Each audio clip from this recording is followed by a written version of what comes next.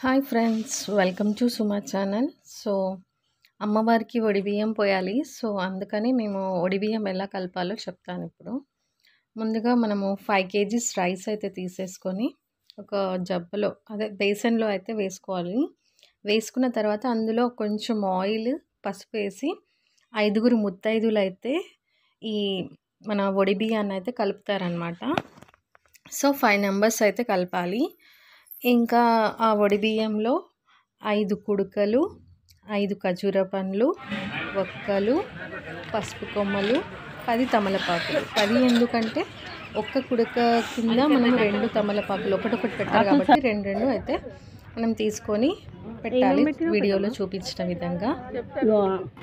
ఆకులు, కుడుకలు, పోకలు, ఖర్జూర పండ్లు, ఇవి పసుపు కొమ్మలు, పోకలు, బంగారు కమ్మలు. అమ్మవారి దగ్గర ఉన్నాయి బంగారు కమ్మలు ఉన్నాయి.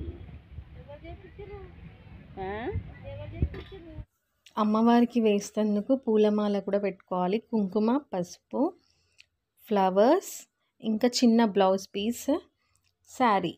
ఇదైతే ఇలా అయితే మనము ఒడిబియ్యాన్ని ఏర్పాటు చేసుకొని అమ్మవారి దగ్గరికి అయితే ఒడిబియ్యం తీసుకెళ్దాం మరి. సో అమ్మవారికి అయితే ఒడిబియ్యం పోయడానికి రెడీ అయిందనమాట. సో వెళ్దాం.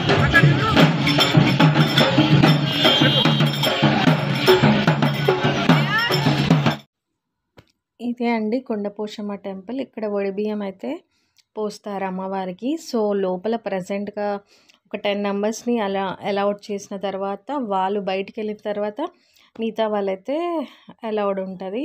సో ఒడిబియ్యం అనేది 5 పోయాలండి. అమ్మవారికి ఎంతమంది అంటే అంతమంది పోయొచ్చు అని అంటారు. సో మనం అలా బియ్యంని ఇట్లా 2 చేతులతో తీసుకొని 5 టైమ్స్ అయితే పోయాలి ఒక్కొక్కరు.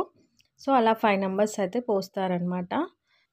అమ్మవారికి ఒడిబియ్యం పోస్తున్నప్పుడు మన తలపైన మన కొంగు ఉంటుంది కదా అండి, ఇలా చూడండి వీడియోలో చూపించిన విధంగా అలా వేసుకొని అయితే పోయాలి. Thank you for watching.